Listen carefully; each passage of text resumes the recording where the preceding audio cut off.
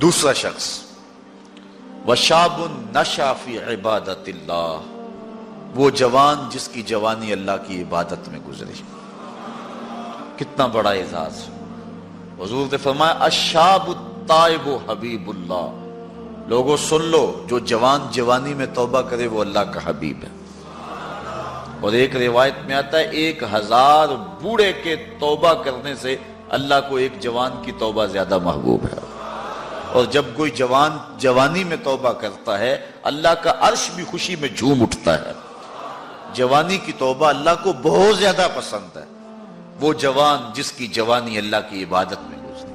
جوانی مستی کا نام نہیں ہے، جوانی آوارگی کا نام نہیں ہے، خواہشات کی تکمیل کا نام جوانی نہیں ہے، موڑوں اور چوکوں پہ کھڑا ہونے کا نام جوانی نہیں ہے، مصلی پہ بیٹھ کے رب کے حضور آنسو بہانے کا نام جوانی۔ ایک روایت میں آتا ہے کہ تمہارے بہتر جوان وہ ہیں جو بوڑھوں کی مشابہت اختیار کریں، اور بدترین بوڑھے وہ ہیں جو جوانوں کی مشابہت اختیار کریں۔ تو بہترین جوان یہ ہے کہ جو جوانی میں بڑھاپے جیسا ہو، بوڑھوں جیسے انداز اور اطوار اور عادتیں اپنائے، اچھے اخلاق اور اچھا انداز، اور مصلی کو لازم پکڑے۔ وَشَابٌ نَشَأَ فِي عِبَادَةِ اللَّهِ، وہ جوان جس کی جوانی اللہ کی عبادت میں گزری۔ شب و روز، میں نے کل بھی کہا تھا کہ بڑھاپے کے اندر نیک اعمال کرنا بہت بڑی بات ہے، بہت بڑی سعادت ہے کہ بڑھاپے کے اندر نیک اعمال کیے جائیں، لیکن عبادت کا جو لطف جوانی میں ہے وہ بڑھاپے میں نہیں ہے۔ اللہ اکبر۔ اللہ تعالیٰ جل شانہ جوان کی توبہ کو پسند کرتا ہے، وہ جوان جو اللہ کی عبادت میں ہو۔ وَشَابٌ نَشَأَ فِي عِبَادَةِ اللَّهِ، وہ جوان جس کی جوانی اللہ کی عبادت میں گزری۔ اب عبادت کا مفہوم بہت وسیع ہے۔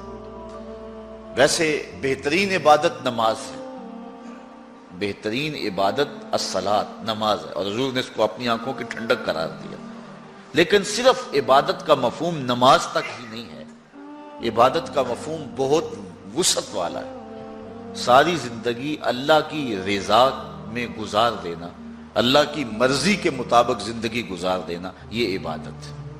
اللہ اکبر۔ بعض نے کہا کہ بس اس کی رضا میں اپنے آپ کو گم کر دینا عبادت۔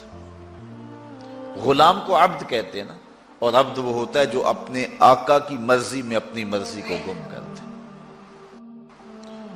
کوئی شخص کسی غلام کو خریدنے گیا نا منڈی میں، جب غلام بکتے تھے، فروخت ہوتے تھے، تو جا کے ایک غلام سو پسند آیا، تو اس نے جب اس کا سودا کیا تو غلام سے پوچھتا ہے تمہارا نام کیا ہے؟ تو غلام کہتا ہے میرا نام کوئی نہیں ہے، جو رکھیں گے وہی میرا نام ہوگا۔ جب غلام ہے تو پھر اس کی اپنی مرضی ختم ہوگی۔ تو ہم اللہ کے غلام ہیں، اللہ کے بندے ہیں، تو بندگی کا حق یہ ہے، اللہ اکبر، کہ ہم سر سے لے کر پاؤں تک اس کے ہو جائیں۔ تیرے ہندیاں سندیاں محبوبہ، میں کافر ہوواں جے میں ہوواں۔ اپنی ذات کو تو فنا کرنا ہے، اپنی ذات کو تو قربان کرنا ہے۔ وہ جوان جس کی جوانی کے حسین ایام، جس کی جوانی کے خوبصورت لمحے، جبکہ بانکپن تھا، جبکہ خواہشات کا ہجوم تھا، جبکہ تمنائیں اپنے عروج پہ تھیں، لیکن اس نے سب کچھ اپنے رب کے لیے قربان کر دیا۔ سحری کے وقت اٹھ کے مصلی بچھایا اور آنسو بہائے، اور اللہ کے حضور عبادت کرتے ہوئے اپنی رات کو بسر کیا۔ ایک روایت میں آتا ہے جو دن کا روزہ اور رات کی عبادت نہیں کرتا اس کو ایمان کی حلاوت ہی نصیب نہیں ہوتی۔ ایمان کی ایک حلاوت ہے، ایمان کی ایک مٹھاس ہے، ایمان کا ایک مزہ ہے، ایک سرور ہے۔ وہ کس کو نصیب ہوگا؟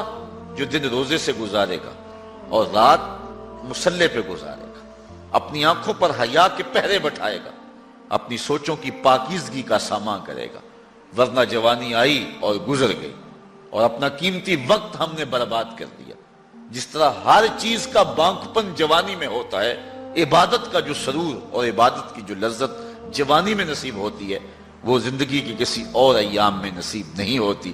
اس لیے حضور نے ارشاد فرمایا کہ وہ جوان وَشَابٌ نَشَأَ فِي عِبَادَةِ اللَّهِ، وہ جوان جس کی جوانی اللہ کی عبادت میں گزری، جب قیامت کے دن کوئی سایہ نہیں ہوگا، اللہ اس جوان کو اپنے عرش کا ٹھنڈا سایہ نصیب فرمائے۔